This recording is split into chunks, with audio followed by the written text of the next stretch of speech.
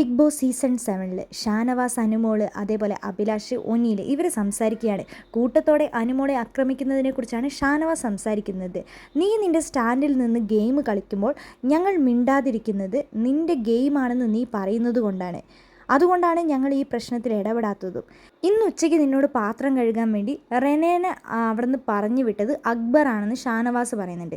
Rene നിൻ്റെ അടുത്തേക്ക് വരുന്ന ആ സ്പോട്ടിൽ തന്നെ അക്ബറും അക്ബാനിയും നിൻ്റെ പുറകാലെ വന്ന് അവർ കൂട്ടത്തോടെ നിന്നെ ആക്രമിക്കുന്നത് ഞങ്ങൾ കാണാറുണ്ട്. ഇനി നമ്മൾ ഗിയർ മാറ്റേണ്ട സമയമായെന്ന് ഷാനവാസ് പറയുന്നുണ്ട്.